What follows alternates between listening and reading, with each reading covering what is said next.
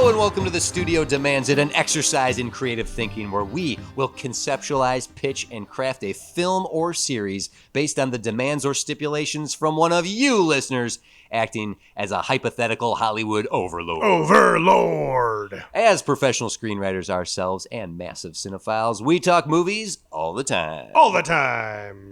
And we'd like to believe that we could take on any demand thrown at us. We will be your screenwriters for this episode. I am TC DeWitt, and joining me, as always, is Jim Pib Extra Berzelic. Sorry, we don't have Dr. Pepper. That's fine. Would you take Dr. Pib? That's fine. Jim, you are sponsored by Dr. Pepper, right? Pending. Pending. Oh, Pending. Sponsorship pending. yeah, you. Dr. Pepper, we are awaiting your call. Well, you wear Dr. Pepper shirts. I do. Your entire wardrobe has Dr. Pepper logos on it, right? Mm-hmm. You have the Dr. Pepper tramp stamp. Yeah. Yeah. What is more frustrating to you, when you ask for Dr. Pepper and they don't have it, or when you ask for Dr. Pepper and they counter with root beer?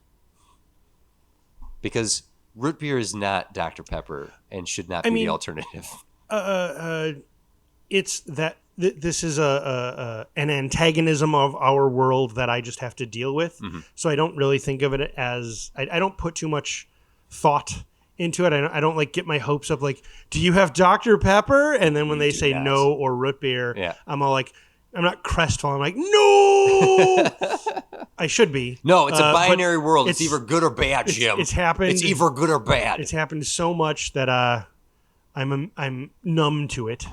But between those two, it's worse with the counter of root beer. Okay, good. I'm glad we agree. No, I don't. Do you have cherry soda? No, we have lemon lime. Would you like that? It's technically it's a fruit. fruit. You're not wrong. Well, is there a difference between? I think the people who say that offer that, first of all, are not Dr. Pepper fans. And they think of Dr. Pepper the same way they think of root beer. It is just an alternative to cola. Right. You just want fizzy brown soda, sugar water, right? No, that's not what I want. I want particular flavors. Yeah. Do you know how many flavors are in a Dr. Pepper? In this one in particular, it's actually, I think, 3. No. What about the 27 flavors of Dr. Pepper? Sure, that's in a regular Dr. Pepper. It's 23, by the way. Oh, I'm so sorry. I am currently drinking a Dr. Pepper strawberries and cream. Ooh, so there's 3 extra. So there's strawberries and cream, and then Dr. So yeah, actually no. So I guess 25. This one has 25. Math. Yeah. I was thinking they might have removed some of the flavors to put more of those in there. Is there a difference between Pib and Pepper? Yes, I'm still on this. Why? Is there a difference that is distinguishable like Coke and Pepsi? Wait, like Coke and Pepsi taste different. Sure, yeah. Does Pib and Pepper taste different? Yeah. Different enough that you like that I can tell? Yeah. Yeah. Huh. I guess I don't drink either of them often enough to be like, no, I only taste 23 flavors. Pib only has one flavor. Yeah. It's the flavor of Pib. Yeah. Dr. Pepper has a myriad of flavors. Yeah.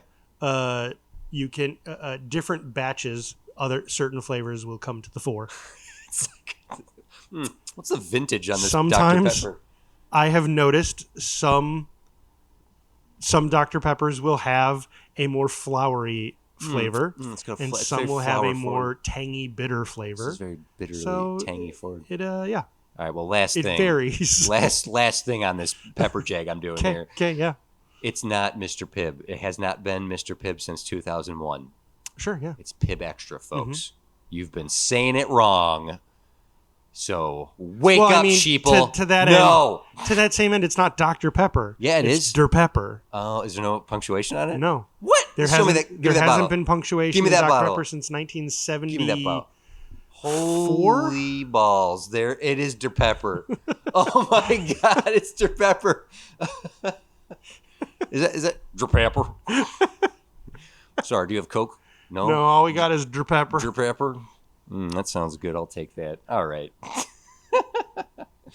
All right, let's do this here. Okay, folks, hello. Speaking of Dr. Pepper, we have demands from studios literally all over the world. I don't know what that was. That was perfect, is what that was. Perfection. The listeners from all over the world have been sending us demands over at studiodemands.com, and you listening right now can send us any demand you like for a film, for a series, for what have you, and we will have to meet it right here on the spot. And when we reach the end of the episode, if we've done our jobs, we will have pitched a full script and story meeting or even exceeding those demands. And when the end of the season comes, which, folks, it's coming up quick. It's coming up so fast. There's one normal episode after this. When we reach the end of the season, your demand could be the one greenlit by the listeners for the finale. So thank you for everyone who's been hanging out with us this whole season, who've been hanging out with us all these long episodes. We're approaching the end, Jim. So let's get to today's demands. Let's get to it. So now a little preface here. We know Joker's coming. Mm-hmm. The new Joker Folie Deux. So we dug into the demands and eyeballed any that popped out at us. That might be. We popped some eyeballs. We take our thumbs and we jammed it into the skulls of our demands. This demand comes from Name Withheld. Oh, that's the name. At Consume Junk Food Cinema. All right, name withheld. The Joker made $1 billion. $1.08 billion. The Joker, a non-Batman movie, made $1 billion. That's true. Obviously, they're making a second. Duh. The does in the text. It's actually in the text. Money on the table. Oh, sorry. Let me read that again. Obviously, they're making a second. Duh. Money on the table. A question and a demand. Oh, it's very presumptuous. Why did this comic book movie succeed where Morbius, The Flash, Wonder Woman 84, The Fantastic Four, and so many other comic book movies failed? Good question. My demand is to capitalize on the success of this branch of the DC movie universe. Either pitch a movie set in the Jokerverse featuring another dark portrayal of a DC villain, or pitch another standalone DC villain movie. Okay. So either we can connect it to Joker or not. I got it. Okay. If you can truly figure out why Joker succeeded and replicate it, you'll be on your way to making us another $1 billion. All right. Thank you, Name Withheld. I do want to... I saw that there were a couple other demands that we can look at momentarily, but this is the demand. Sure. Okay. I assumed it was going to be something like this. Yep. The real fun here is we can decide whether or not to connect it to Joker or not. We can. I'm afraid that the world is going to do that this now second one is going to be so good that they're going to be like, let's make some more. Let's do our own Sonyverse. But right. Well, no, that's part of the question here. Is like but with Batman villains in this weird 70s/80s world. Look, it already worked.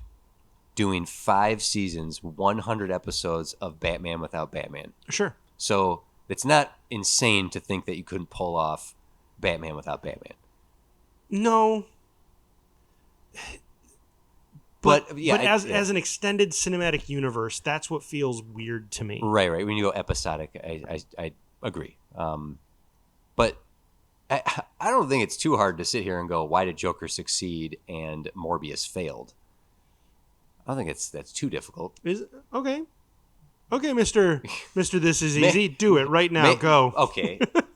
I don't think Morbius was made with a genuine vision of what that character is or could be. I think sure. You could take the character. It was made with Morbin time. It was made in the Sony machine of just make us money. Yeah. Look at Madam Web. Come on, is so soulless and stupid. It was copy Marvel. Copy do that. Do that. Just do it now. Do it now. Do it now. Yeah.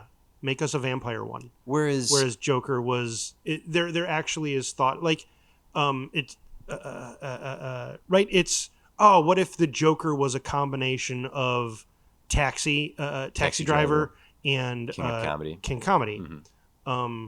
That's what that movie is. All to the point of being set in a time period similar to them. To sweaty New York. If Morbius had been set with the backdrop of a gritty, realistic city, right? Like imagine Christopher Nolan making a vampire movie set in the early 90s. Yeah. Oh, yeah, for sure. Right? Yeah. And Nolan approaches it as, no, this is real scientific research. So his face doesn't necessarily morph into the bat face, but he does become is it hemophiliac? Where he's Hemophiliac basically needs blood, right? Or loves blood. But like that, I feel would be a Morbius more akin to Joker. Yeah, I agree. And the final voyage of the last voyage of the Demeter. Sure. Imagining that team being given Morbius and saying like, don't try to do. We're not demanding you do a Sony movie. Just do this vampire character. That seems like a team that would make a Joker-esque Morbius. So I think it's just we don't have to spend too much time. Why is Joker good? And I mean, I don't know why it made $1 billion, Jim. That will Aquaman made $1 billion. Explain it to me. I don't know what. Like, I don't know what the math is that adds up to that, other than were people paying $150 for a ticket? I mean, I paid $150. Did you not pay $150 for your ticket? Yeah. Yeah. No, it comes from a couple of filmmakers. Todd Phillips had a vision, and Warner Brothers trusted him to pull it off. Joaquin came in with all the seriousness of this role and like really did that annoying method acting thing that works so well sometimes. Sure. And they weren't well, no, I was about to say they weren't tied to a particular portrayal of the Joker or tying it into any particular tone or mood or existing cinematic universe. Or honestly even what am I trying to think of? IP or story, right? There was no make sure this connects. Make sure you connect it up in a way, or make sure at the very end Batman shows up, or something like that. They did the nod to the alley, which that is still my that's at the heart of my contention with Joker. You just had to do it. We had to kill Thomas and Martha Wayne again.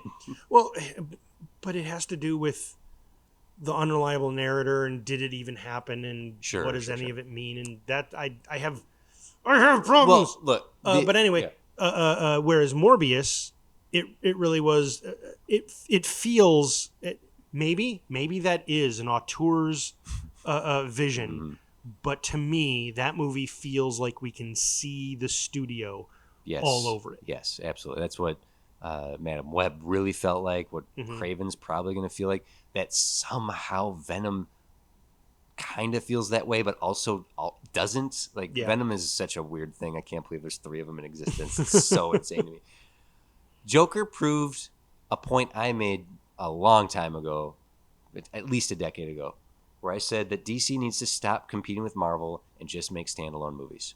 Sure. To just go, here's Sherlock Holmes Batman. Here is Red Sun Superman. Here is, if I thought that would be cool. Yeah. The reason they can't is because literally their opposition is doing a thing and making like they got so much money they can't hold it all. Right. And so then all the fans of the DC stuff turn their heads and look at them and say, "Why you not do?" Yeah. Right. We want to see the movie where it all leads up to what was Snyder doing? Not Doomsday. Crisis. No, the villain. Apocalypse. Dark Side. Building up to Darkseid. We want that. They did it with Thanos, and Thanos is garbage. Do it with Darkseid. How about no? And then. Why can't you do? Because they're bigger, better characters. Just do the same thing, and then the whole thing will go to shit. And then you can save it with what characters would they save it with? They would save it with Batman and Superman. No, who would their Deadpool be? Oh my god! I was making a joke. I see. Oh, you're trying to. Yeah, Batman and Booster Gold. Sure. See, I don't know. I don't want to go too far down this lane, but like DC fans missed their chance to appreciate exactly what they're asking for with the Arrowverse. It was right there, and I feel like it never got the respect it deserved, and it pulled off Crisis on Infinite Earths better better than anything. The animated Crisis of Infinite Earths that are out right now are so boring. I have fallen asleep watching them. That show has done the multiverse better than Marvel has done the multiverse. Yes. And I am still on board for the multiverse. for Marvel doing the multiverse, yeah. Well, let's talk multiverse. We're in the multiverse of the DC universe.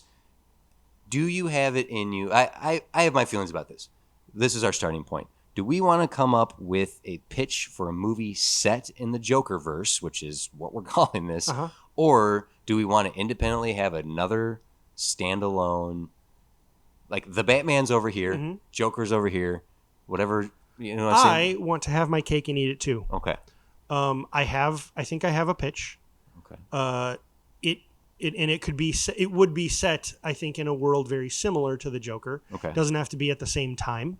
It can be happening either parallel or a little bit in the future of. Because it doesn't need to cross over with the Joker at all. Yeah. And so I'll just get to it. I'll stop burying this lead. It's called Freeze. Okay. I'm glad you went there immediately. First off, I want to plug our season 4 opener, sure. which was the Batman and Robin. Batman and Robin, yeah. And we crafted a Mr. Freeze. And I stick with that motivation, so it's not too far off of that. Sure. But the same way Todd Glass used Taxi Driver and King of Comedy to do the Joker, for Mr. Freeze, I would use Death Wish and Count of Monte Cristo. Ooh, okay. Hold that thought. Thomas Carr sent in a demand ages ago. I would love to see a Mr. Freeze in a film all his own. I like the idea of Giancarlo Esposito because he's great in everything. Maybe connect to the Jokerverse, maybe not, but make it better. Wow. And he would be a great Freeze. Yeah, thank you, Thomas. And it would work without Batman. I feel like you could get around Batman being in it and just make it revolve around Mr. Freeze. So Thomas wanted to get your name in the mix because Mr. Freeze came up, and I saw that you demanded a Mr. Freeze movie, so there you go. Yep. Okay, so Count of Monte Cristo and Death Wish. And Death Wish. Okay. Huh. Death Wish, to give it that 70s grindhouse, that Charles Bronson feel. magnums that make that classic gun sound. Because really, Death Wish is, it's not quite Death Wishy, but there's already a part of that in Count of Monte Cristo. It's revenge, right? Sure, and sure. both of those are revenge movies. Okay. I'm on board. I'm done. That's that's it. my Okay. pitch. Greenlight it and we'll go. Okay, greenlit. Thank you for listening. Right. So it would be,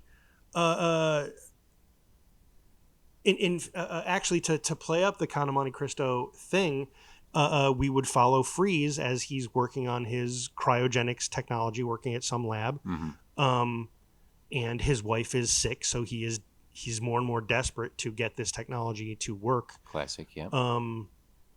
Especially as operations and diagnoses are coming back more and more dismal. And unlike our pitch where the company just callously shut down the program, unplugs it, yeah. To kind of to go along with my inspirational portion of the thing, I'd create a character who is his partner, who's Freeze's partner, that betrays him, basically gets him kicked off his own project. Yeah. Hell, maybe it even has to do with he frames him for maybe they have government contracts, and the way he ends up framing it is he sets it up to make it look like he's selling secrets to a foreign government. So Freeze has to go into hiding, like to the point that like it seems like he's dead. Okay. His friend thinks he has framed him to death. The government has killed him, and or he's just gone. Yeah. I have some edits I want to do here. Go ahead. Okay, so you evoking Count of Monte Cristo, the idea of taking Freeze, getting him in prison or locked away, that he rebuilds himself, comes out and gets revenge. Okay, like using straight up Count of Monte Cristo. If I like the notion of a scientist, a competitive a competing scientist. Let's add more Count of Monte Cristo into this. First off, Sure, I love the idea of late 70s Because I'm actually thinking late 80s. okay, well, Joker is 81. Sure. So, I was thinking this would be right. So when I had said Yes. earlier 92 Yeah. for like an alternate Christopher Nolan Morbius, Mm-hmm. I was like, oh, that's actually not too far. I don't want to like lean into the synth wave type of 80s and 90s that is all the rage right now. I'd want to go more The sweaty Scorsese. real, yeah. Yeah, I But there's a way to do the late 80s, early 90s kind of similarly. totally play up the Red Scare, like end of Cold War era, Russia's the enemy. Sure. The notion that there are two scientists working on a program that involves a woman who is sick, that is the wife of Freeze, but that the other scientist is in love with, so that if the dopey Freeze, who is out for altruism and good like love, but he is a little naive, is set up for trading with Russians, like that he's a traitor, that he's committed treason, and that the government and his partner. You want him to he actually does commit treason. No, much like in Count of Monte Cristo, he accidentally delivers a letter from Napoleon Bonaparte. Like he's just stupid, he didn't know he was doing it, and his partner screws him over. His buddy screws him over. So having this scientist is the one who's wheeling and dealing with the Russians, frames Victor, and Victor is like, the government has called me into question. Oh, they have questions about my research. Oh, this is great. Honey, this could be my big break. I'm going to go. What do you mean I'm being arrested, black bag over the head, and sent off to a middle of nowhere prison where traitors during the Cold War go to disappear? Sure. Count of Monte Cristo, babe. Like, let's fully lean into it in this era. Yeah, I think and Nora can be sick but alive, and his partner is now the enemy who stole his wife. Like, listen, there are pages in the Joker that are literally copy and pasted from Taxi Driver and King of Comedy. So if we copy and paste from Count of Monte Cristo and say, but it's Victor Freeze, yes, this is happening. Yeah. What do you think of? Yeah, that works. Sure. Now, a curiosity I have here then, because I like where this is going, and I am more interested in trying to work this into the Jokerverse. The fantastical science, the super science, and the fantastical nature of a man who uses ice powers. What is your perception of that in this? Are we... Oh, I think that's sort of where it parallels The Batman sequel. I guess I didn't see it as being ice powers. I guess I saw it as being just maybe slight embellishment of current ice abilities. Well, locking him away in a prison where he's never going to see the light of day again. What about coming across someone who is going to... Okay, so in Count of Monte Cristo, he's trained... Richard Harris in the film trains him to be a gentleman, like a learned gentleman, like could pass for a king. That was Richard Harris. That part of the movie, I get mixed up with Zorro, with Mask of Zorro. Oh yeah, great movie, Mask of Zorro. I thought it was Hopkins. Yeah. But instead of, because we want to lean into the nature of these characters being villains at their core, instead of being trained to be a gentleman, train him to be a cold-blooded killer, the Iceman, Mr. Freeze. Like, teach him how to use like killing people with an icicle so that the weapon disappears, kind of stuff. So then he train him to be a killer so that he can get his revenge. Okay. Like, I'm a man of science. Well, so instead of instead of one person, it's his time in prison. Just over the course of his... Or would you do you like the idea more that it is that he does have a teacher, like a mentor? Right, because because along those lines, if he's put into if he's secreted away to a prison, right? He goes to a black site prison. There's also no reason that the government wouldn't still try to utilize their asset. Sure. So, you're now a prison scientist. Are you... Oh, man, a little bit of Project Paperclip, a little bit of Suicide Squad. A Suicide Squad in the Joker. I wasn't necessarily thinking Suicide Squad. I was thinking more, so he's in this prison. We could allude to... I don't... This is starting to feel a little too much like a superhero movie and less like a Todd Glass Joker-esque movie, but like alluding to the other super scientists in the DC universe being in there with him. But what I'm saying is... Oh, sorry, burp. The government puts him to work like okay, we know you have this expertise in cryonics and things. We're going to have you keep working on that. Mm-hmm. And so he does. He does God. keep working on it. And So but it's perfectly. also a prison, so he has to end up dealing with some of the other prison inmates. Like, oh, you think you're a real egghead, huh? You think you're real smart? Is that a pun? Because Egghead's a Batman villain? I didn't. Yeah, it might be the egghead. Egghead, the villain, is actually the one saying it. No, but right, like maybe that's where he learns or comes up with the idea of stabbing people with icicles. I just love the notion that we've put out here that it's during the Cold War, Mr. Freeze Sure, in the yeah. Cold War. Like, it's just, it works really well. I'm not averse to the idea that the government would utilize him for his brain in some sort of controlled, like having him run tests and experiments, but always being locked back away. I don't mind that. What I think to help restrain ourselves from getting too much like a comic book movie and not enough like the Joker would be as realistically as possible having his bunkmate be the one who trains him, or having one person who's willing to show him like, hey, stand up to these guys in your own way. You can't keep. You're a weak brainiac. You need to. I think I might know the one. Okay. It's the person he is assigned to experiment on, or the one who survives. Okay. All right. And so Make him Russian. nah, not necessarily. Okay. I have a particular person in mind. Okay. Yeah.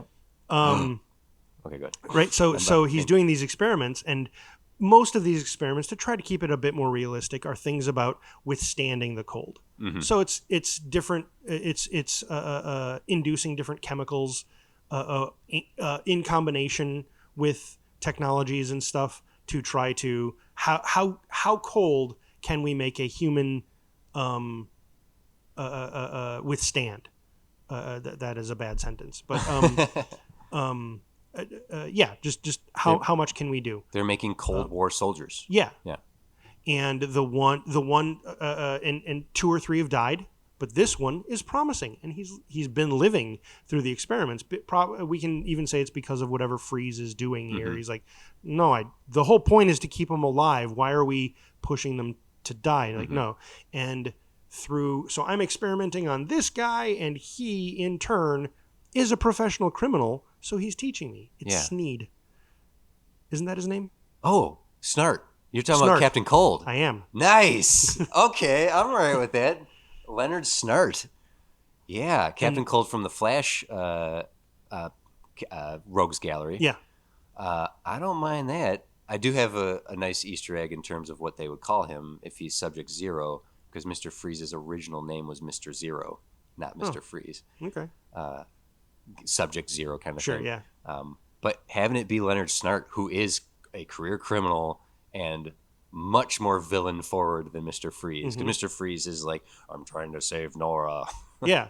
And the whole time Snart is like, well, the only way you can look out for anyone else is to look out for yourself. Yeah. And so like through, I don't know if it'd be a montage or just a half hour of the movie of getting to know this guy, like Snart recognizes that Freeze is keeping him from some of the less the less good scientists, and I don't mean evil, like the less competent scientists from actually killing him, and Freeze is making these experiments work to the end that like Snart by the end of it is like, I have a plan. Yeah. And you're gonna get me out of here. He's like, I have no, don't worry, I'll make it happen. And so then like a breakout scene happens, but like they take the experimental gear they've been working with, so they're going to get away with it, but somehow it somehow blows up in Freeze's face. Yeah. So Snart then kind of just gets away out into the world. He thinks Freeze is dead, but everyone thinks Freeze is dead because he gets hit by his own cryonic grenade or something. I don't know. Cool. But essentially that's what's gonna. If we need to turn him blue, that's what turns him blue. I don't necessarily think we need to turn blue, but I like where your head's at here. I want to kill Snart. I want to lean into the Count of Monte Cristo and have Captain Cold get killed. Yeah. Okay. I do also want to play up the naive, weak man who's just too dumb for his. He's a brainiac, but he's the dumbest smart guy because he just trusts so freely, and being like devastated and destroyed that he's like, why am I here? Why am I here? And Snart, being a cold-blooded son of a bitch, being like, you need to nut up, dude. You're keeping me alive. I'm going to do you a favor. I'm going to teach you how to get the revenge that you like. Yeah. Essentially, like, Victor has no sense of like, I need to get out of here and seek revenge. It's just like, Sure. I can't believe I'm here. And Snart's the one like, what the hell, bro? Come Sure. on. Yeah. This world is trying to kill itself constantly. Well, there are two sides. There aren't two sides in one war. There are constant wars. Everyone's got an angle. The only thing you can do is survive. And if you can, you're showing me how to survive the cold. I'm going to show you how to survive the cold nature of this world. Like, just essentially corrupt Victor to accept that, like, well, and also they're in a prison, so even if Victor is kept sort of in a separate area, I like the idea, the quote unquote regular inmates, Gen Pop, and the scientists are kind of kept separate, but there is a parallel, and Victor is getting kicked around in his, so he sees Snart kind of claim dominance over in Gen Pop, and there's like an event pops up where Victor is getting pushed around by the scientists in this scientisty way, and he stands up to them with basically a brazen act of violence that he saw Snart do, and because they're scientists and not used to necessarily that, they all like, that's immediately how he is like, oh, that works. I'm definitely listening to this guy. I don't know if I explained that quite well, but no, like he crosses the threshold necessary to embrace revenge, embrace vengeance. Yeah, that essentially that his heart, taking power is a means to survive. Yes, and what we're doing through the halfway point of this movie is freezing his heart. We need to take someone who is a sweet, kind, altruistic, warm man, and little by little freeze him, so that all he has in his heart is vengeance. What do you think? I don't remember enough about Count of Monte Cristo to know if and how this would work into it. What do you think about the idea of when he is taken, a part of what he learns is that his wife has been frozen. She's been put into a cryogenic freeze by his enemy, his partner. He's like, she was too sick. It had to be done. You were off committing state crimes, and so as far as he knows, she's gone. And then later, probably the third act twist or wherever the twist is, it turns out she's alive. And when he basically what's revealed is the technology that he was perfecting on Snart.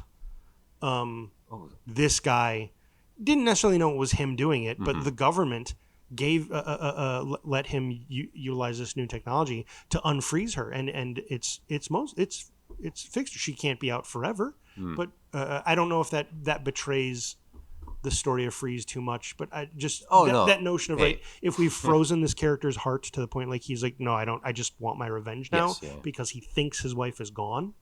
So we get to the whole death wish scenario, and then getting through a bunch of it, and then it turns out she's alive. Wouldn't melt his heart, it would crack it.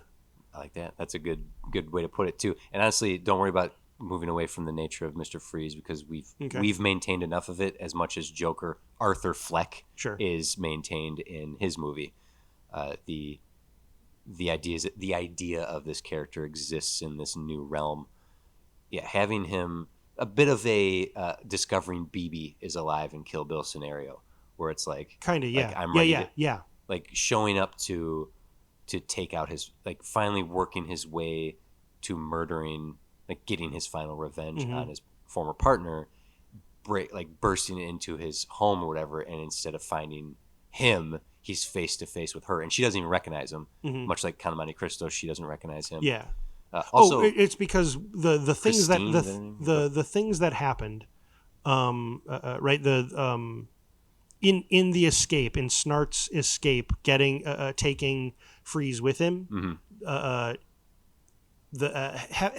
reason I had the thing go wrong, again, not necessarily turning him blue, but that scars him in a way, and he disguises himself in a way that no one in his old life would recognize him. Looking at the gentleman version of Mercedes, by the way, is the name of Okay. Edmund's wife, and I was just trying to remember. He becomes so clean cut, proper, gentlemanly, and it's been a decade that people don't recognize him, which is silly because how much does someone change in that time? Having this weak, nebbish, sweet, warm-hearted man become a hardened, muscular prison. It's the difference between Walter White, the chemistry teacher, and Heisenberg. Yes. So you would be looking at a man that you should know and not recognize him because he's changed so much to his very core of his cold, cold heart that he would see her and react in such a way of like, I mean, Edmund believes she's betrayed him because he believes she just gave up on him and married his enemy. And so letting Victor being like, oh, she's alive, but she's still betrayed me. I'm not swayed by that. But cracking his heart is a good notion there.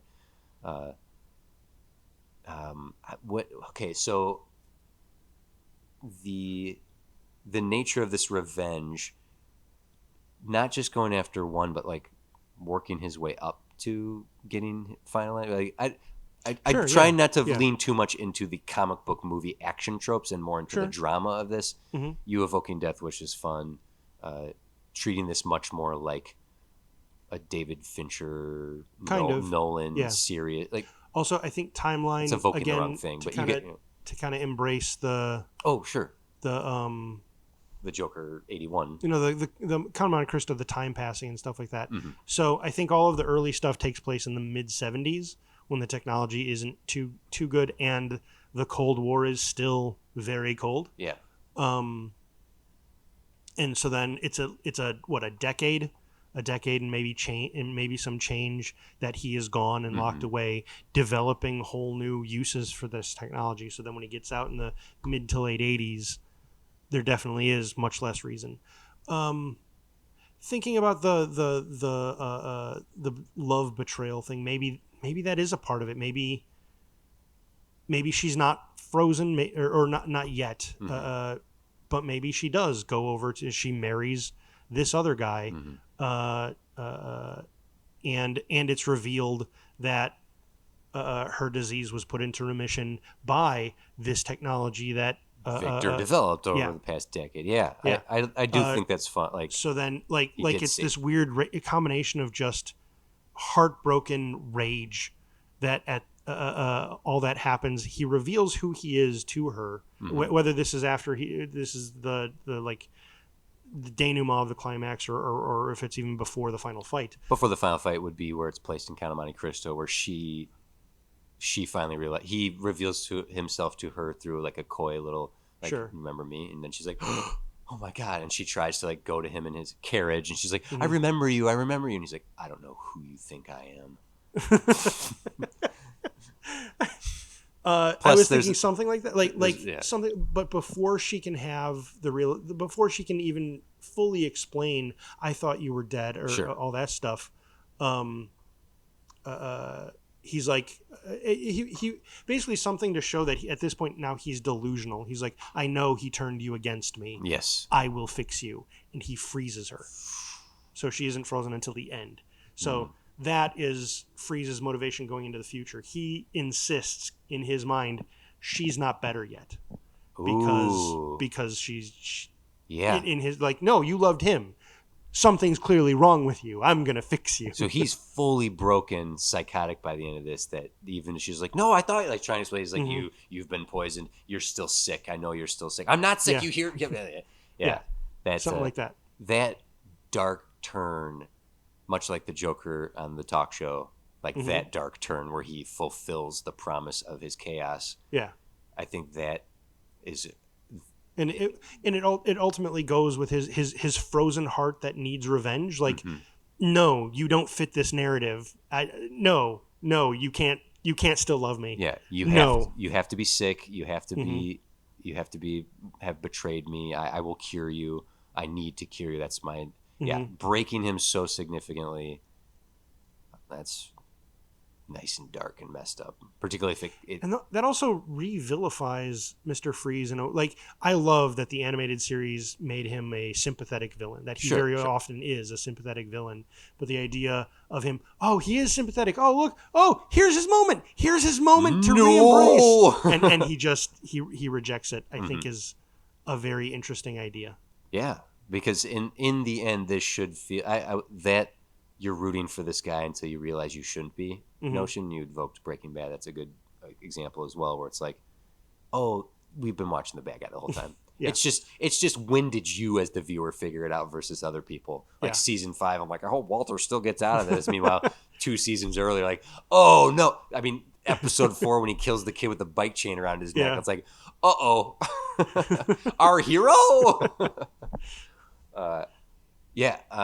So having him just be so fully psychotically broken by the end and truly making him a villain, like you can kind of feel bad for him in that he was destroyed by multiple people. Like this poor dude was corrupted by his ex-partner and Snart, like the government. There's some good social commentary being had about the prison system in this, the Red Scare era, where it's creating enemies out of people who weren't enemies. Does it count as fridging the female the female character if it's the character that does it?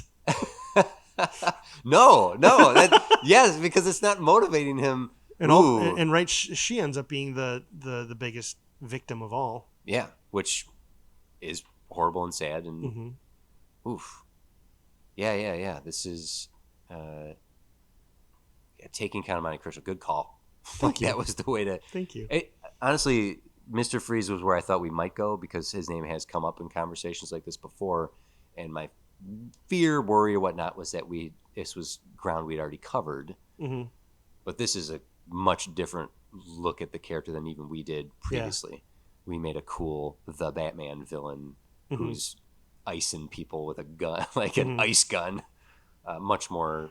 It's also revenge, but there's a lot of different ways to flavor revenge. Yeah. Ooh, very cool. Well, we're only like 42 minutes into an episode right now. We've just literally hashed out a whole movie faster than we ever have before. Maybe not ever had before. Back in season 1, we came up with a fast food movie with John C. Reilly and Will Ferrell, but. Oh God, I forgot about that. So the other couple details to flesh out to bring in a little more of the Death Wish. It does end up feeling a little more comic booky. I guess how it's filmed would basically make it not. But once he reintroduces himself to this community, as the leading person, this mysterious dark horse who is this leading figure in cryonics, they're all like, oh, okay, let's meet you, and then he kills them, right? Like he kills, like, oh, you're associates with Amontillado. Well, guess what? Dead. I couldn't think of another. I couldn't. Fernand. I couldn't. Fernand.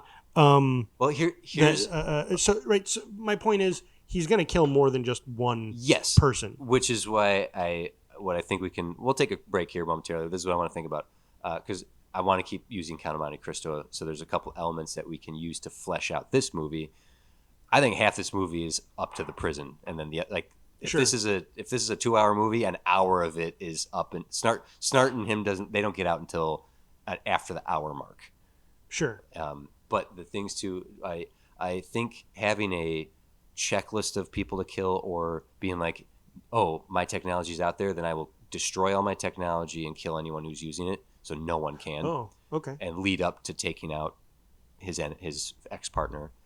2, Edmund meets some pirates and gets a sidekick pirate. If you've seen the movie, Louis Guzman. Yeah.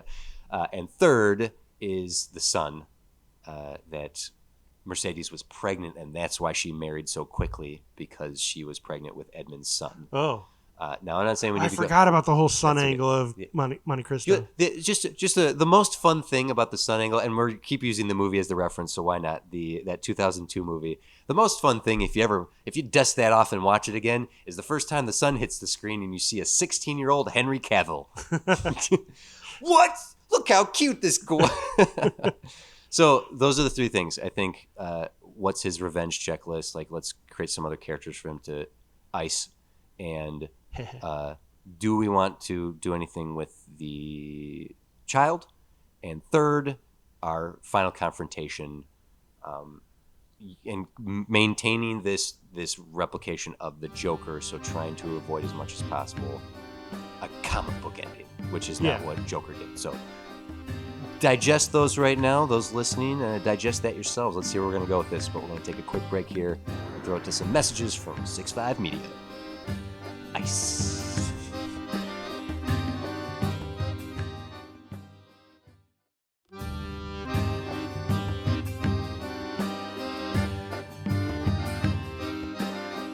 Oh, I guess it was if you had another idea other than freeze, we could also If do an outline for something else. We'll make a whole Joker-verse movie here. I just all I think of is the Sony-verse when we say that, and I don't want it to turn into that. A Craven movie? Ooh.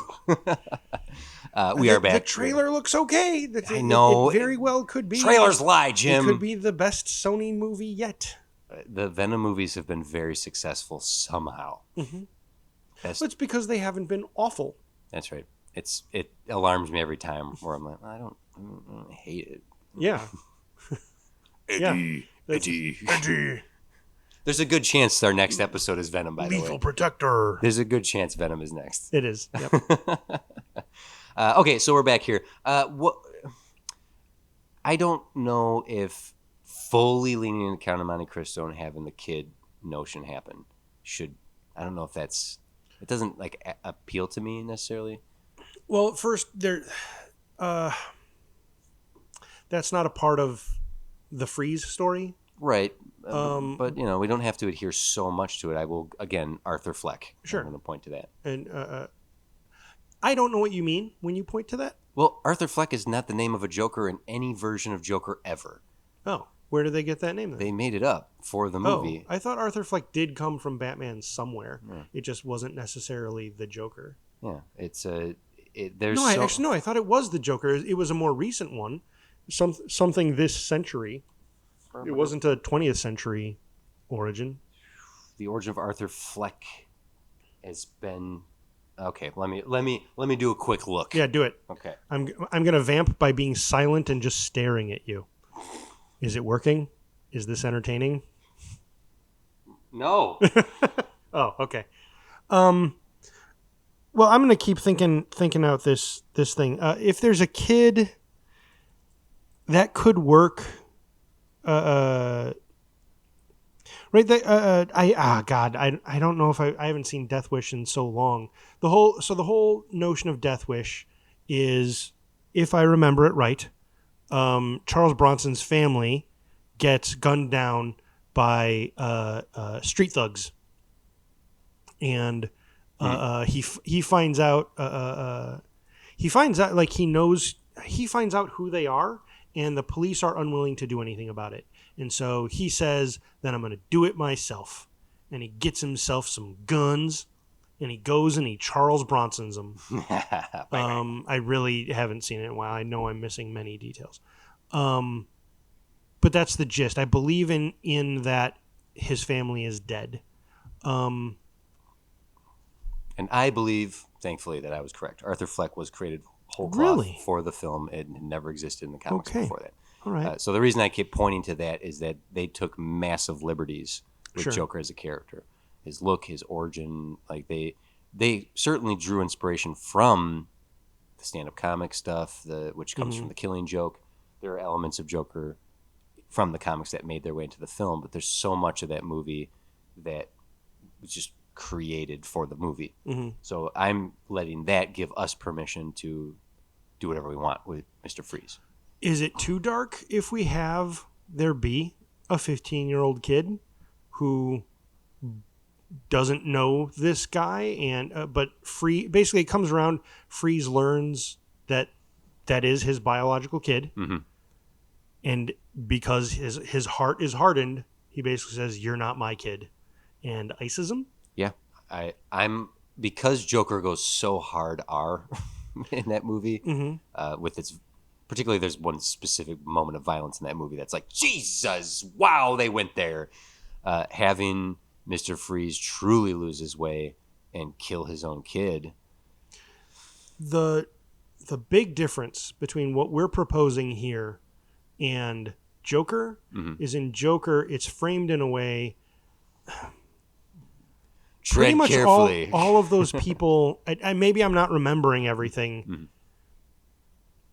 Arthur Fleck is an anti-hero in a very twisted way. Very twisted way. What I'm saying, tread lightly, is you're essentially saying they deserved it. The violence that is, and that's a dangerous thing to say. Yeah. Because that's what the commentary of the movie is be careful who you choose to push around, and be careful who you make a hero. Yeah. Because the wrong heroes can really ruin a society. They can. And I'm not saying that with irony. I'm saying that without saying certain names. Yeah. Because when we put someone who's villainous up on a pedestal and then they get in a position of leadership, it can really screw things up for a number of people. Yeah. But no, and that could be anyone. And that could be anyone. That's a blanket statement to fiction and reality. So Joe Rogan. No. Sorry, Joe. I don't know this guy. But that being said, yes, having Victor kill a kid puts him in a different league of villain than what Joker did. It does. Yes. So my suggestion there was merely, do we want to go there? I don't know if we want to go that far. Especially to discover too late. Like after he didn't be, if it's bang, that was your son. I'm more crazy now. Well, no, I want him to learn it beforehand. Before he killed. Yeah. But I want him to learn before whatever he decides to do. Mm-hmm. I want him to learn it before it happens. I don't want it to be an after. And then still choose to. Yes. Dark stuff, Jim. So okay, maybe he doesn't kill him. Maybe it's maybe the Fernando, actually, he's the one who reveals it. Like, this is your son. Mm-hmm. This kid right here that I'm using as a body shield. Mm-hmm. This is your son, Victor.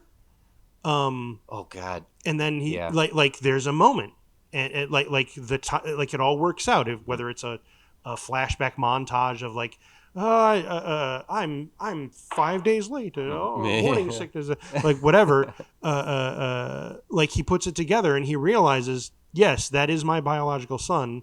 And then in the dialogue he says, "That's not my son. Mm-hmm. That's your son, or just that's not my son." And he doesn't have to ice him. Or maybe he does ice him. He literally freezes him. That's feeling too fantastical.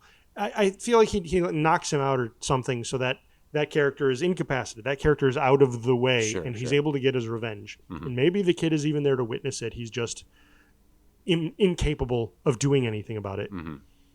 And much like they invented Arthur Fleck for this, we can invent a kid for Freeze. Right, and honestly, we could even change Freeze's name to not be Victor Freeze. It could be something. Yeah, but anyway, that is true.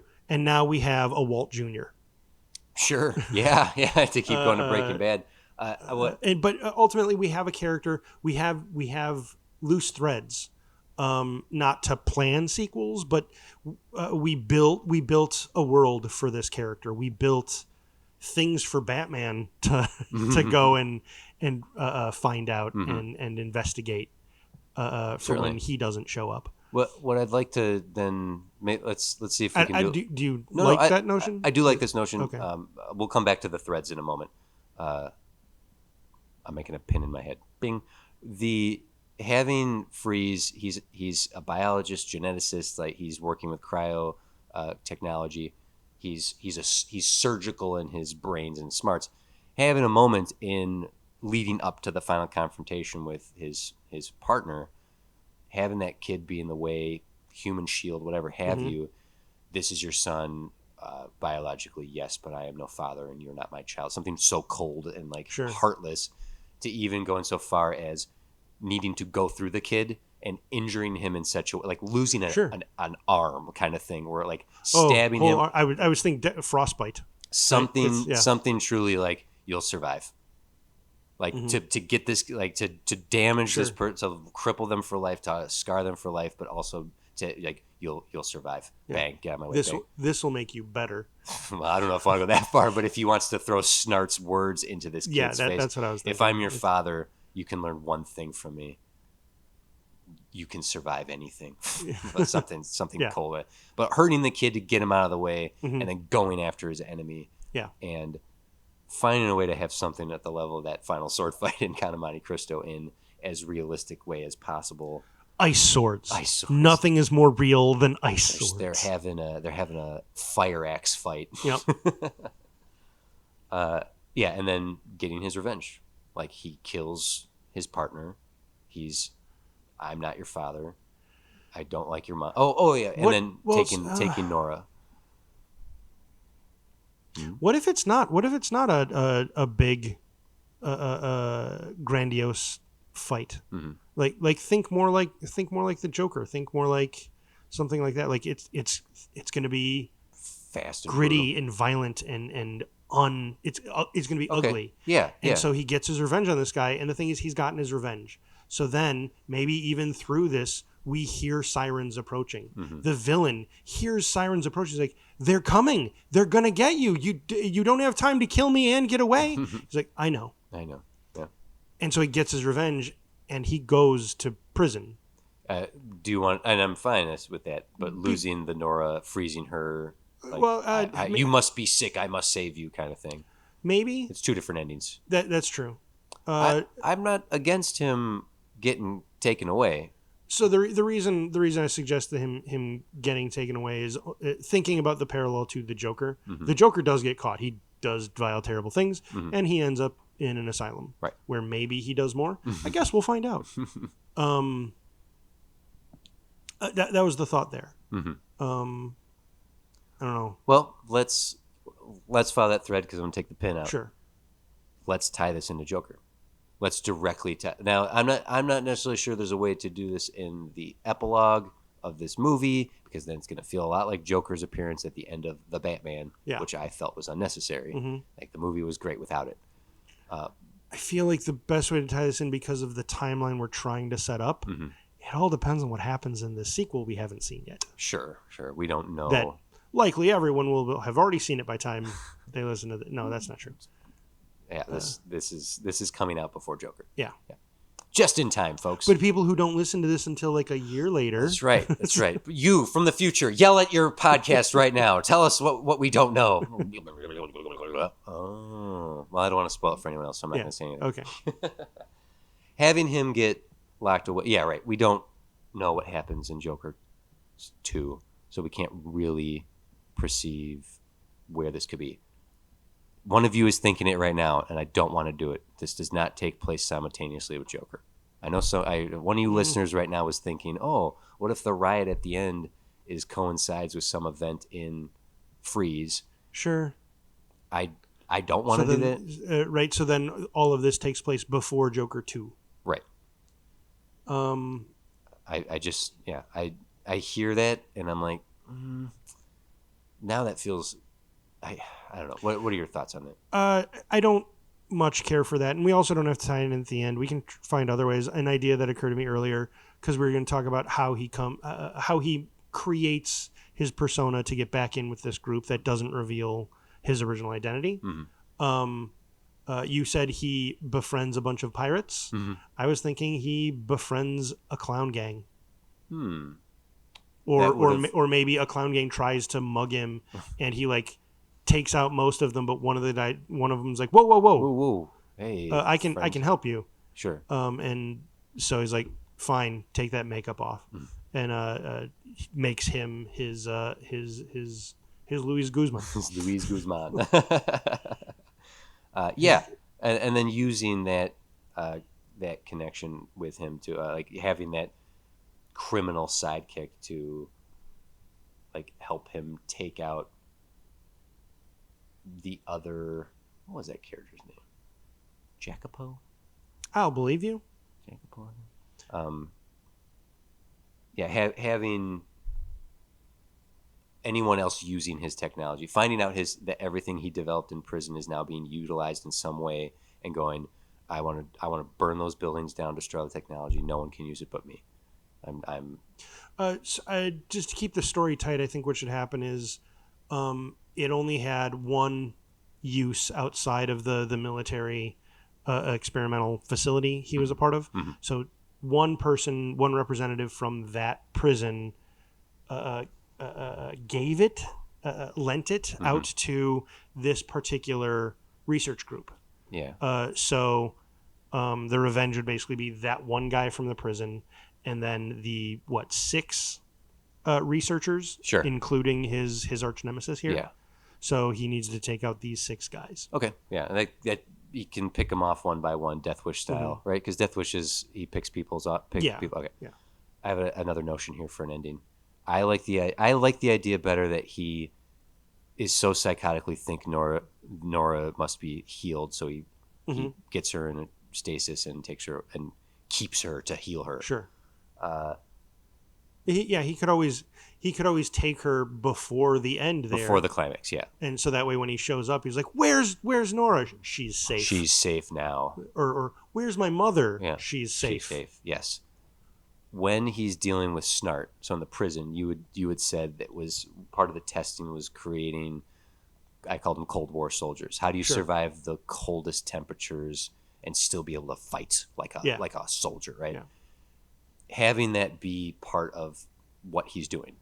At the end of the movie, if we can have the nasty punch him up, ugly fight that leads to his enemy being killed, be in such a place where it's winter, falling into the ice kind of thing, so that no one could have survived that fall, and obviously could, because he literally made it so Snart could, even though Snart, I still think he should die.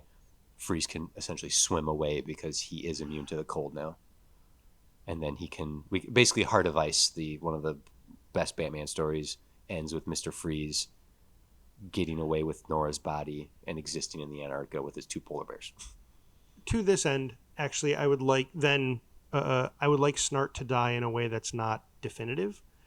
He dies, and it's like he's dead. Mm-hmm. That this height, this cold, like he fell onto the ice. Like he should be dead. Yeah.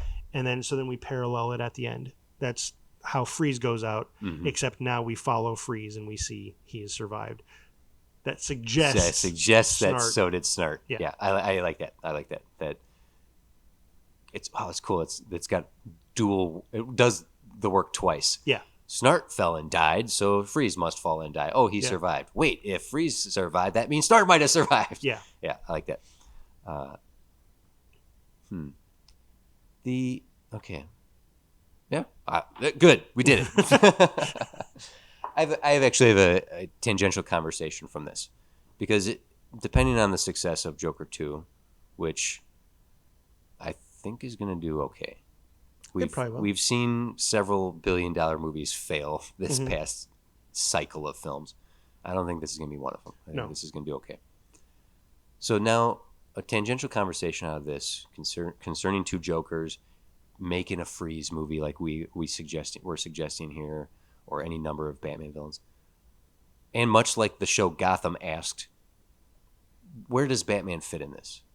So not necessarily what we just wrote, but just thinking about Joker and this Jokerverse, how do you put Batman in this? If they want to suggest that Robert Pattinson's Batman is the Batman of these characters, that is 1981 is when Joker takes place, 2019 is when the Batman takes place. Sure. And he is not a 40-year-old man. No, he is. Robert Pattinson. Oh, I suppose. Oh, shit. Robert Pattinson. Robert Pattinson is an adult. Like, definitively an adult. You know what? You're right. He's 38. Yeah. So my question stands, though. How does Batman fit? Do you put Batman into the Joker They had the Wayans there. They went through all that rigmarole. They even had Arthur think he was the son of Thomas Wayne. Yeah. So this is my contention with Joker is all of those conversations with Wayne, Thomas Wayne, Thomas Wayne, are unreliable. Right. We don't know if they ever happened. You're right. They take place when Arthur is coherent and eloquent. Mm-hmm. And in that the final sequence where it's revealed that his girlfriend didn't exist, it suggests that any time in the movie he was ever eloquent Mm-hmm. wasn't real, didn't happen. It all took place in his head. So none of that ever happened. Also, because we follow his perspective, the whole movie, the entire alley scene Mm-hmm. is beyond Arthur's perspective. Sure. Maybe he's able to glance down that alley for a moment as the car he's in passes, Mm-hmm. but he does not see that mugging occur. Mm-hmm. So he imagines that whole thing. Like he imagined this riot happening and oh yeah, the Waynes, they're here and they went to see Zorro and they died. Yeah. So in this world, there is no proof Batman happened at all. Mm-hmm. Well, to that end, though, how would you put Batman into this universe then? I completely subscribe to the unreliable narrator. Okay, what you're suggesting. Separating from our Freeze movie here, we didn't.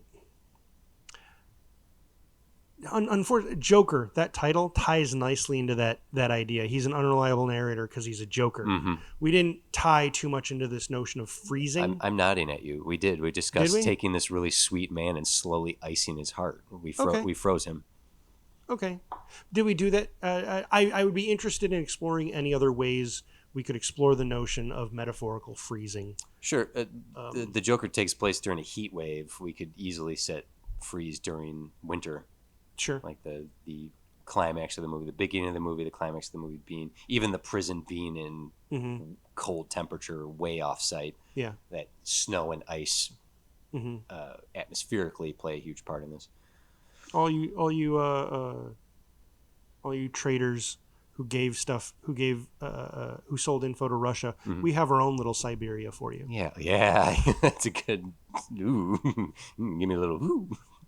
You want a gulag? We'll give you a gulag. Rewinding, sorry. So separating. But we're talking. How do you do Batman? Mm-hmm. So separating from that, looking at the Joker, looking at where you can go with that. I don't know what they're going to do with Folie did do. Mm-hmm. Folie did Joker 2. Yep. Where I would put it in is, let's say Joker 3. I would have Batman show up. He would be a specter. He'd be a specter haunting Joker. Oh, because whatever successes Joker's been having, he's like, yes, no, I'm king of the world. This is happening. Oh. I've turned the world into a joke. Everyone's laughing. If they're not laughing with me, or if they're not laughing at me, I don't know what the word. I'm the laugh in the world. Wow, he's so eloquent. He is. I'm writing this dialogue verbatim. This is good. Batman would start showing up as like a specter, as like a shadow over him, getting closer and closer, haunting Arthur Fleck. And he creates the legend of Batman because people follow Joker. So when he talks about the Batman, the legend of the Batman is built off of his delusion so now the specter of the Batman that must be the Batman that the Joker was talking about, because this is how every crook sounds like in Gotham City. Right? So then the legend of Batman exists because of this very strong delusional belief of someone who everyone follows. Sure. Yeah. So then Batman. There is no Batman. No, I actually would have I would have Batman be real. Okay. Does someone fulfill the legend? Bruce, if you asked where does Batman fit into this, right, and that is where he'd fit in. He is Joker's antagonist in the third film. He is Joker's fate. I'm sorry. Coming to your suggestion of it being a specter, I was interpreting that as Joker sees the Batman coming after him, but it's just this delusion. Oh no, yeah, I didn't mean Okay. a delusion. Got it. He might make it bigger than, but like because it's gonna freak him out. He sees the world either laughing at his jokes or suffering or crying because they refuse to laugh.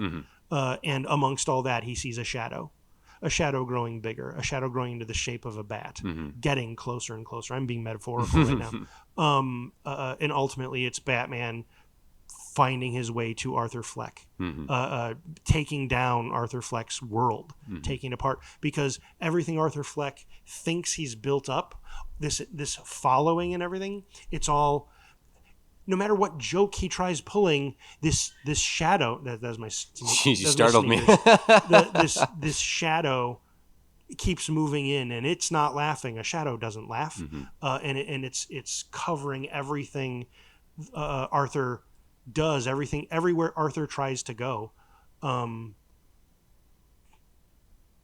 Yeah. And it is in fact Bruce Wayne coming for him. Closing in. Okay.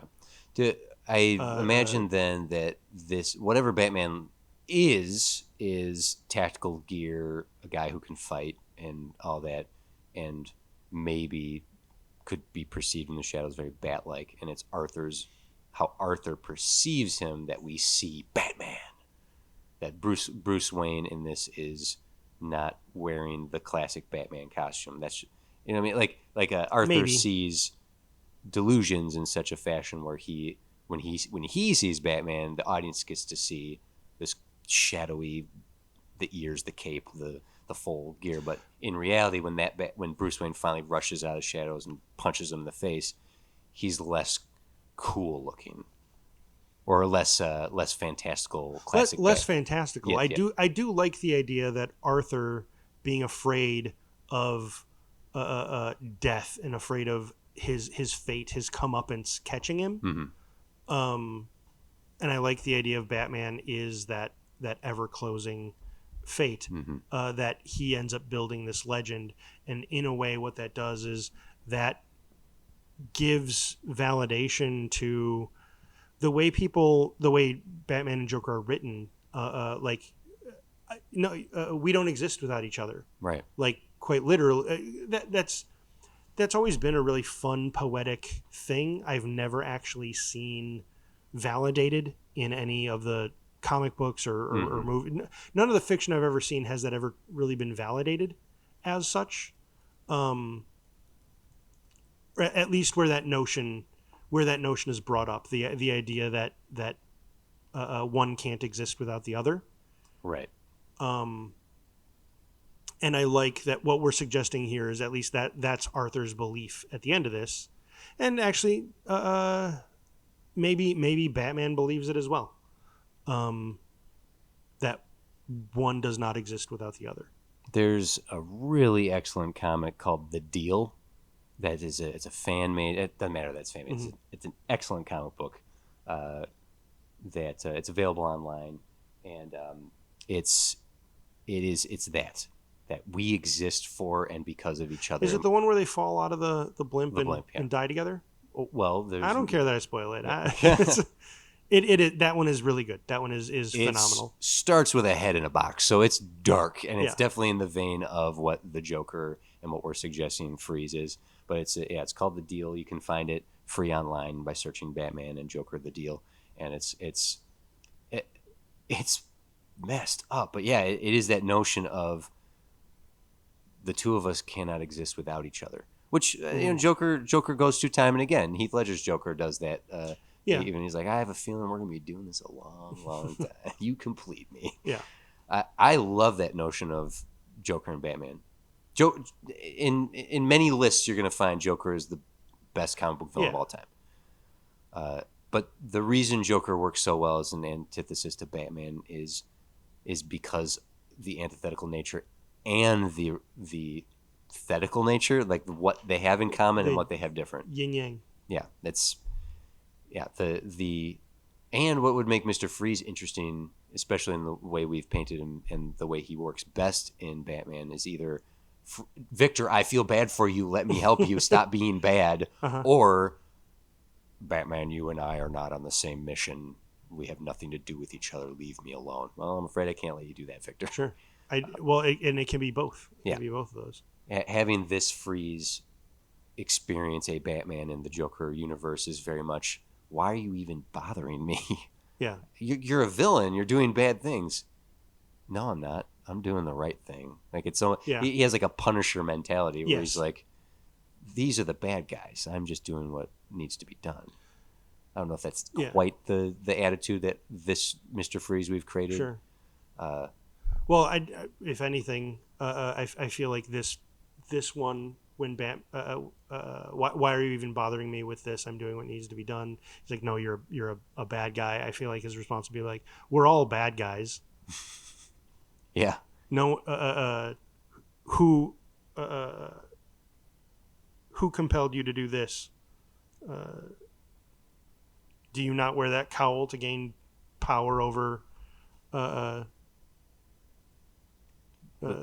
power of the criminals, the thugs you intimidate, you beat a pulp out of before handing over to the police? How are you? You're barely different than me, man. Like, we're both on a mission. Yeah, my mission is just more specific than yours. I'm getting these guys and then I'm leaving. Oh, you're saying if we were to put Batman in this movie? Sorry, Freeze is saying to Batman, not in the movie we've created. I'm just thinking of this universe as a large now. Oh, yeah. Yeah, I don't want to put Batman in our Freeze movie at all. So with our Freeze movie, technically he's addressed his revenge. Right, and so he's done. So whatever he would do next, I don't know. Yeah, and I don't think we necessarily need to know. But if we establish that this is a character who said, anyone who's using my technology, I'm going to destroy the technology and kill anyone who has the knowledge of the technology because it's mine. I'm reverse Iron Man in that I do the same thing just for bad reasons. No one should have this. It's mine. Like the selfish nature of it. Not even no one should. No one can. No one is allowed. Something that I always think about with Mr. Freeze. Every time Mr. Freeze comes up in conversation, I always think about this. He's a doctor, and like he's called Mr. Freeze, not Dr. Freeze. Like the idea that's been taken away from him, even in his own naming of himself. His own moniker is like, no, screw it, do harm. Mm-hmm.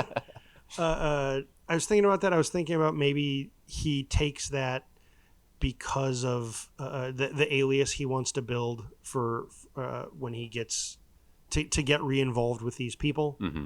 I don't know why he would say, nah, call me Mister. We won't acknowledge the doctor. All I could think of is, if I say doctor, they'll want to know what schools and stuff like that. And if I say Mister, it's more of a mystery. I don't have to actually answer that. The other thing would be if we wanted to lean into a Dr. Jekyll, Mr. Hyde notion. No, I see where you're going with that, but no, I'm much more of the mind that when he inserts himself back in to start picking these people off to work up to his final mark, that he becomes such a cold-blooded killer amongst these people that they're like, oh man, the Iceman over here is in here. Oh god, dude is cold blood. He's a regular man, Mr. Freeze in here. Like that, it's just a moniker. You just want to have it be like a throwaway line. He said the title of the movie. Yeah. I mean, what do you think about instead of that?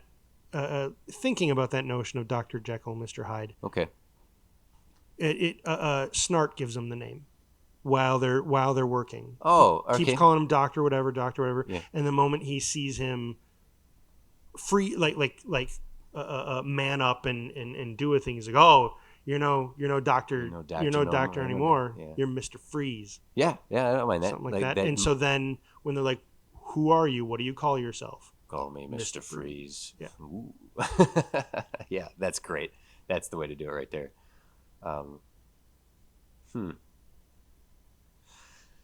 What other? Let's say, Joker. Just considering it one. The two movies is one. Yep. And then Freeze is the second. Yep. Who is a third? Who would be a third character? Yeah, I'm willing to throw that to this. So because to go back to name withheld's demand here of do another standalone villain movie. Mm-hmm. You know what? Let me read this again. My demand is to capitalize on the success of this branch of the DC movie universe, either a movie set in the Jokerverse featuring another dark portrayal of a DC villain, or pitch another standalone DC villain movie. I didn't read this before, did I? Best to avoid the more cosmic, fantastical ones, unless you can find a way to ground them. Did I read that? You did not read. Okay. I don't believe you read that. Okay. Yeah. And then that was our instinct anyway. I think you and I have a soft spot for Mr. Freeze, so we keep hand waving his ice tech the fantastical away. nature, yeah. But quiet you. So yeah, and what's striking to me is the number of Batman's rogues that have already seen live action in both the TV series, the multiple TV series that have featured Batman villains, and the films. Sure. Like, you have to go to some obscure ones. Like, I have to sneeze too now. I don't know if you have to. Do you have to go to obscure ones? Because you're saying to get away from crazy powers. Well, no, just to get away from ones that have been done. Oh, even the very idea that Joker came out was like, really, we're doing another Joker so soon? And then that Joaquin one came out. Like, can we all forget that Jared Leto was ever Joker? Is everyone cool with that? Because you know what? I did that today when I was talking to you. Yeah. I was like, you have to get down to the 36th name on this list before you realize that.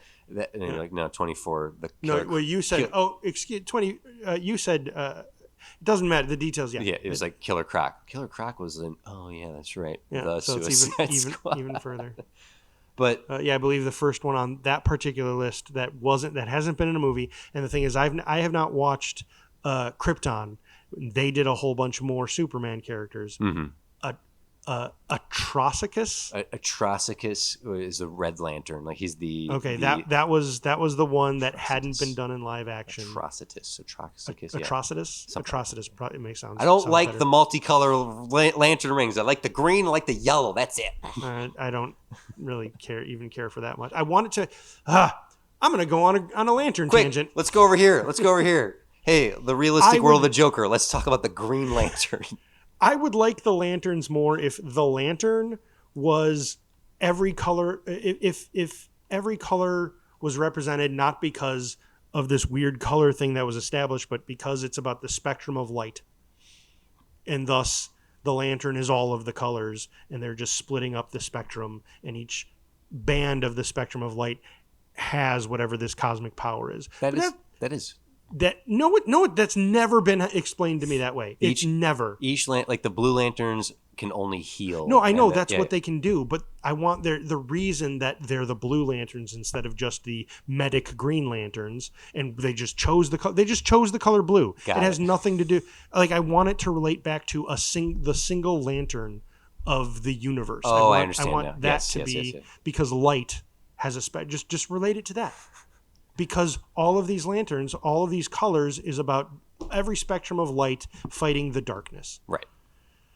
But it's not. It's just that's the color of this Voltron lion. There's so much more nuance to it, Jim. I don't even. I'm not going to defend the color lanterns. I actually don't like it either. So.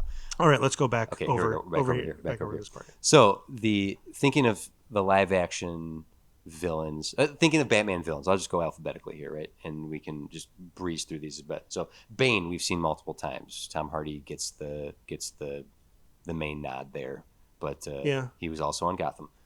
Black Mask, Ewan McGregor. Catwoman, multiple versions. Okay, Clayface. There's one we have not seen in live action. Not necessarily true. Gotham did do it, but that's fine. Clayface in cinema as a main villain. The Batman animated series is the best adaptation of Batman ever, and Matt Hagen, the actor who turns into Clayman, so cool. So they did so many cool stories with him where he accidentally had a daughter and like friends. Oh God! But those are all great filtered through Batman. I don't know how awesome they are without on its own, right? I guess they'd make decent horror movies. Clayface would definitely make a decent horror movie, given the nature of the face, like melting and trying to mush it back into place. Even that cartoon, like the first Clayface cartoon, has some like pretty haunting imagery for a kid show. Deadshot, Will Smith. Firefly, Brendan Fraser, never to be seen in anything more than still shots. Harley Quinn, Hugo Strange, Hush. Tommy Elliott. I'm not a fan of Hush as a character. I've actually not read Hush. Jeff Loeb wrote it, Mm-hmm. and the Hush. Well, Jim Lee did the artwork on it, so it's fabulous artwork. It's so good. It's some of Jim Lee's best work. You can't stop and look at it. But Hush is this like, oh, so the beginning of the Hush storyline tells you, hey, back when Bruce Wayne was a young man, he had a really good friend, Tommy Elliott, who was part of another family of rich folks before the Waynes died. Cool, you got that? Never mind. Anyway, so it's all this time later, and a new villain has shown up who knows so much about Bruce Wayne's past that he's How Batman. does he know so much? You'll never guess who it is, Jim. You'll never guess who it is. Oh. Damn you. Is Tommy Elliott. It's the guy you told us about at the beginning? Literally the guy I told you about at the beginning. I thought you said to disregard that. I tricked you. I should have kept regarding it. I don't think Hush is... He's such a new villain. They've done some okay stuff with him. When they did the cartoon adaptation of it, they changed it so that it was Riddler all along. In the original review, to mess with Bruce Wayne, when Hush revealed himself, he was Jason Todd, but it wasn't. It was still Tommy Elliott. So I would feel much more comfortable. I want to make fun of this. I want to make fun of it because the things you're saying sound dumb.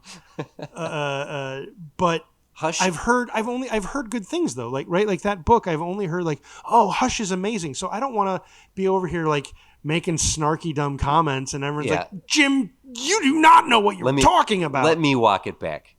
Hush the comic.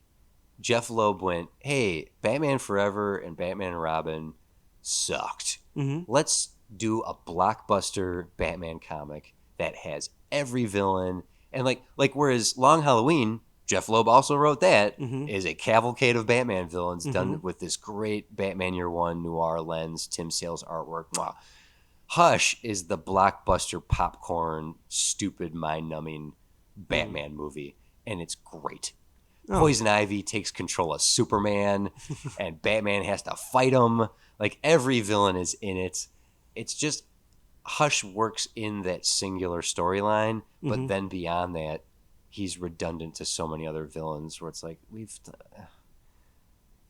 I'm happy to be wrong. Someone could tell me, no, they found a way to really utilize Hush. I just find him an uninteresting character outside of that movie, quote unquote, that graphic novel. Sure. So go ahead and make fun of it some more. Well, it just the way you're at least explaining it, it just so much sounds like an Atticid, Mary Sue self-insert character. Bruce Wayne had a best friend who betrayed him. Became a villain. Yeah, like it just sounds so much like, why wasn't this a thing? Like if this was cool, it's a thing we would have known about. Right, but that's the way comic book, a 90-plus-year-old comic book is going to have to create new retroactive continuity. Don't make retroactive continuity. Just don't do it. You gotta. It's the deafness that it was handled is my problem. Okay. Where it's just like, here's a new character. Anyway, you'll never guess who the villain is. Yeah, well, I'm guessing right here and now because I'm not an idiot. But it's such a well done comic. That Jim Lee's artwork is so good in it, and Jeff Loeb knows how to do popcorn stuff. Like he for his in his heyday was making some of the Long Halloween and Dark Victory are so freaking really good. Yes, they are two of the Long Halloween in particular is top 10 Batman stories of all time. Yes, easy. It is. I'd put it up in the top 5 even if I really had to start fighting for narrowing the list down. So one of the things that's important to me in regard, going back to the demand and trying to find a third one, is that the name has to work as the title of the movie. Sure. I realize I took the Mr. off of Freeze, but Freeze still. Freeze. Yeah. And some of these characters don't quite work, right? Like Clayface is good, but Clay doesn't exactly. Yeah. Two-Face.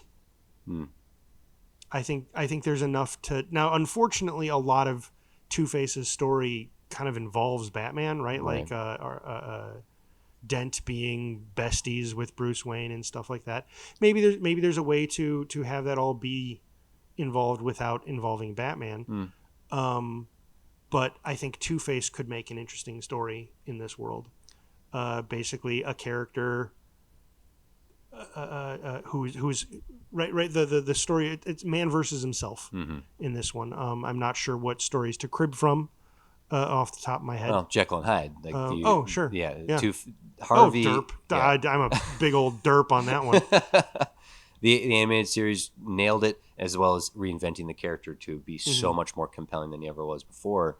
In Harvey repressed his violent tendencies, that his dark side was pushed far deep within him, and that festered and manifested into Two-Face, the flipping the coin. God damn, Batman the Animated Series is so good. And I'm just thinking of the first time the light swings and you see his face change in the shadows. It's brilliant. Yeah. Yeah, Harvey is another. Oh God, Batman has the best rogues gallery because so many of these characters you feel bad for. Sure. Like Harvey is such a tragic character. Mm-hmm. He's not inherently evil. Unless we were to retell Two-Face's story as that he is a DA. And corrupt. He's not. He doesn't see himself as corrupt. He is willing. The ends justify the means. So he's willing to overlook some real shady stuff as long as good keeps happening. And the thing is, so those means keep getting pushed down and repressed, and we keep seeing him be tempted by all I would have had to do was let this one guy go, and I would have been, everything would have been peaches and cream, right? And then have a lot of his character comes down to that moment, right? So I don't know how to tell a movie to come down to that moment and then watch and then have a struggle. Yeah. Afterwards to have him. I even just thought of an idea and I don't want to pitch it because it makes me go ugh. Having someone who is so willingly corrupt. It isn't this, but since we evoked Breaking Bad for Mr. Freeze, sure, Saul Goodman, sure, is a Two-Face-esque character where it's like, boy, man, where's the line for you? How far are you willing to cross the line for what you think is the right way to do something? You're a bad guy, and you're really good at it. Like Saul Goodman in Breaking Bad is an excellent character, but Better Call Saul is a series.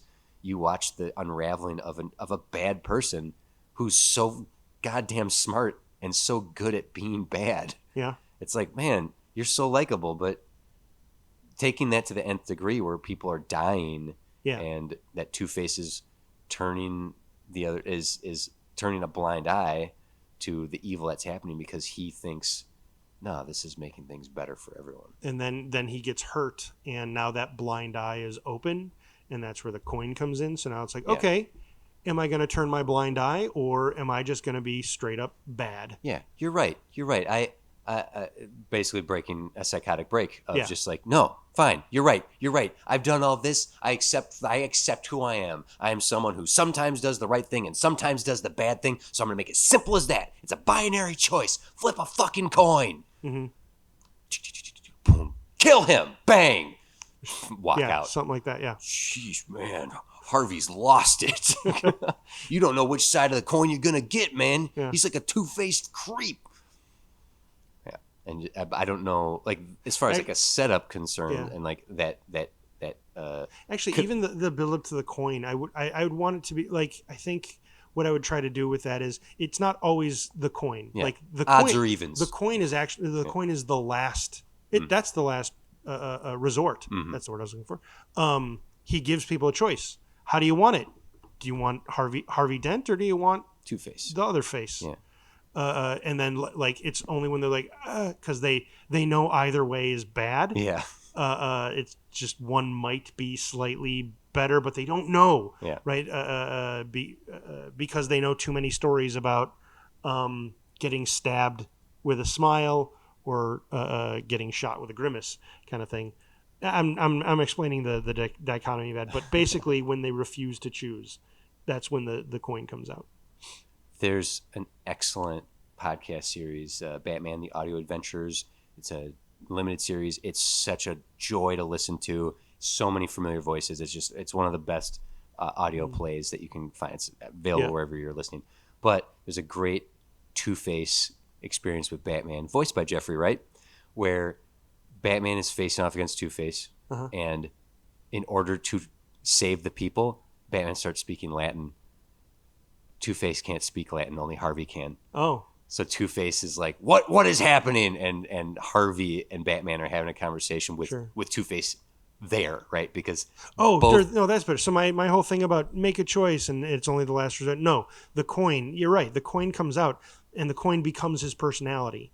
But that's the thing. Rather than Jekyll and Hyde, where it's the serum or whatever, or Hulk, where it's anger. Yeah. It with Two-Face, it's flip the coin. I want control. Flip the coin. Yeah. And so yeah. Even if it's the hypnotic suggestion of letting the other guy out, the big bad Harv, as he's called, before he becomes Two-Face. There is a dark story to be told about that guy, even going further than what Aaron Eckhart did in The Dark Knight. Aaron Eckhart did an amazing job in that. Yes. But in Christopher Nolan's story, that was they didn't spend much time with Big Bad Harv. No, right? he chose to become it. Harvey Dent was a good man right until he was hurt and became insanely vengeful. Right. This guy that we're creating in this Joker universe would be someone. The Harvey Dent is someone who is corrupt, and he refuses to see it that way. Actually, I like the idea of it being I've already forgot what you call it, but the idea that he is seeing a psychiatrist for it, and the psychiatrist helps create a device. Okay, we're going to let him out. We're going to hear what he has to say. We're going to hear what your subconscious here has to say, and it's with this coin, and so it's like it's a hypnotic thing, and so then we get to see these few things, and it's basically his id entirely, and he's just a monster. Hey Doc, and so you let me out again. Yeah, and they so we get a couple conversations, and like this personality is horrendous. And so then we put him away. What did I do? This was a good session. That you didn't do anything. We talked about some stuff, and it's important you keep doing your exercises and stuff like that.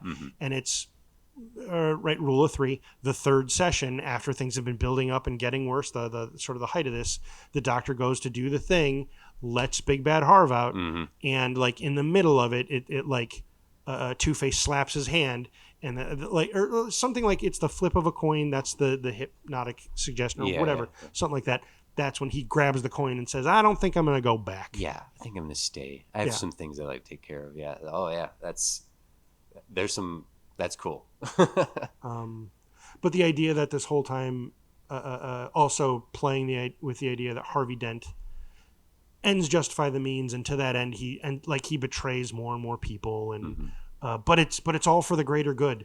To play up the notion of Two-Face. Yeah.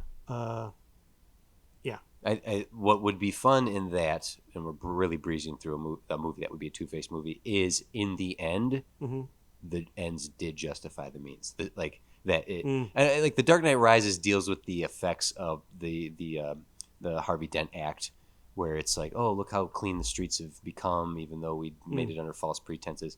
I'm saying that Two-Face gets bad and kills people and makes these awful choices. But in the end, it's like, we are better for it. Oops. You know what it is? It's police corruption. Oof. Harvey Dent is rooting out police corruption. Yeah.